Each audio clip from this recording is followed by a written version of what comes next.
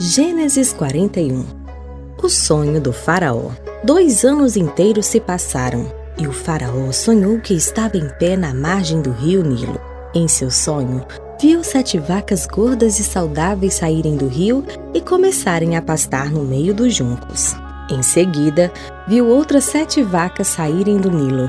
Eram feias e magras e pararam junto das vacas gordas à beira do rio.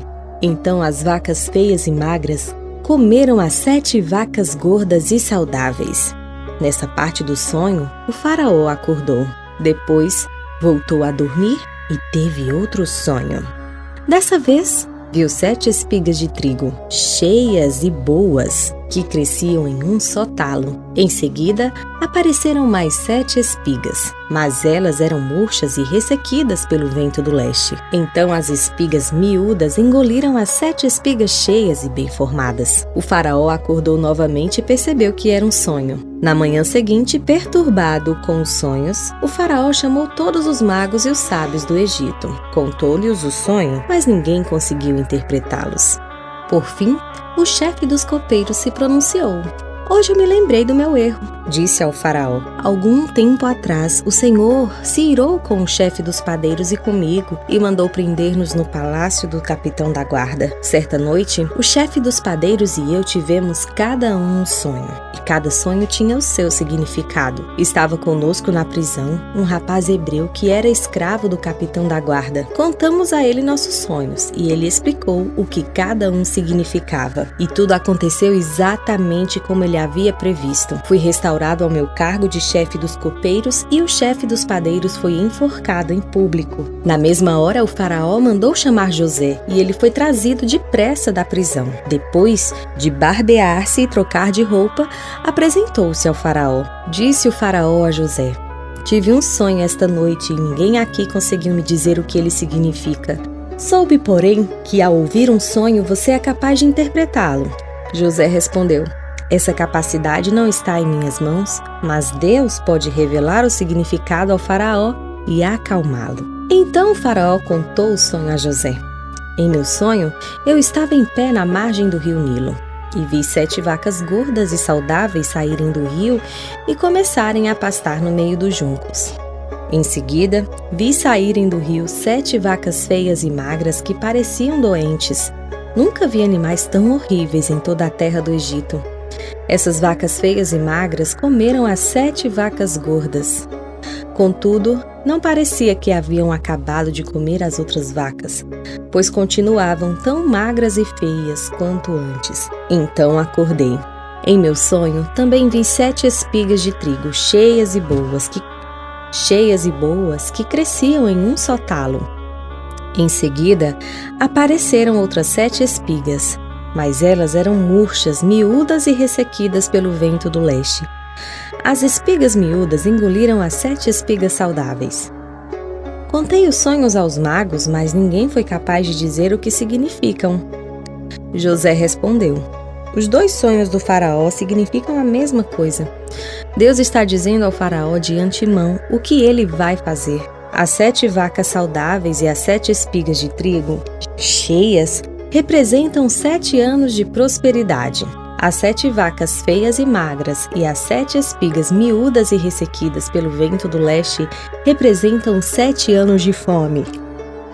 Acontecerá exatamente como eu descrevi, pois Deus revelou ao faraó de antemão o que ele vai fazer. Os próximos 7 anos serão um período de grande prosperidade em toda a terra do Egito. Depois, haverá 7 anos de fome tão grande que toda essa prosperidade será esquecida no Egito. Pois a fome destruirá a terra.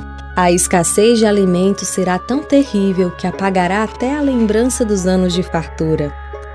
Quanto ao fato de terem sido 2 sonhos parecidos, significa que esses acontecimentos foram decretados por Deus e ele os fará ocorrer em breve. Portanto, o faraó deve encontrar um homem inteligente e sábio e encarregá-lo de administrar o Egito. O faraó também deve nomear supervisores sobre a terra para que recolham 1/5 de todas as colheitas durante os 7 anos de fartura. Encarregue-os de juntar todo o alimento produzido nos anos bons que virão e levá-lo para os armazéns do faraó. Mande-os estocar e guardar os cereais para que haja mantimento nas cidades. Desse modo, quando os 7 anos de fome vierem sobre a terra do Egito, haverá comida suficiente. Assim, a fome não destruirá a terra.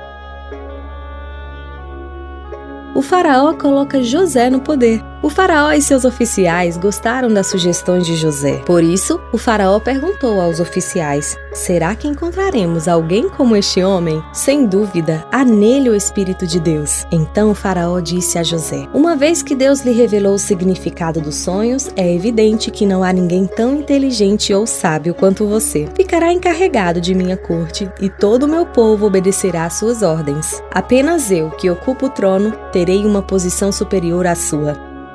O faraó acrescentou: eu o coloco oficialmente no comando de toda a terra do Egito. Então o faraó tirou do dedo seu anel com o selo real e o pôs no dedo de José. Mandou vesti-lo com roupas de linho fino e pôs uma corrente de ouro em seu pescoço. Também o fez andar na carruagem reservada para quem era o segundo no poder. E por onde José passava, gritava-se a ordem: ajoelhem-se! Assim, o faraó colocou José no comando de todo o Egito.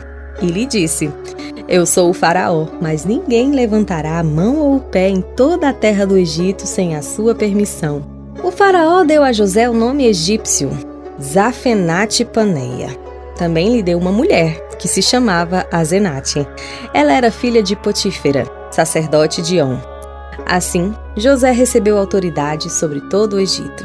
Tinha 30 anos quando começou a servir na corte do faraó, o rei do Egito. Depois de sair da presença do faraó, José foi inspecionar toda a terra do Egito. Como previsto, durante 7 anos, a terra produziu fartas colheitas. Ao longo desse tempo, José juntou todas as colheitas do Egito e armazenou nas cidades os cereais produzidos nos campos ao redor. Armazenou uma quantidade imensa de cereais como a areia do mar. Por fim, parou de manter registros, pois havia demais para medir. Durante esse tempo, antes do 1º ano de fome, José e sua mulher Asenate, filha de Potífera, sacerdote de On, tiveram 2 filhos. José chamou o filho mais velho de Manassés, pois disse: Deus me fez esquecer todas as minhas dificuldades e toda a família de meu pai. José chamou o segundo filho de Efraim, pois disse: Deus me fez prosperar na terra da minha aflição. Por fim, terminaram 7 anos de colheitas fartas em toda a terra do Egito. E começaram 7 anos de fome, como José havia previsto.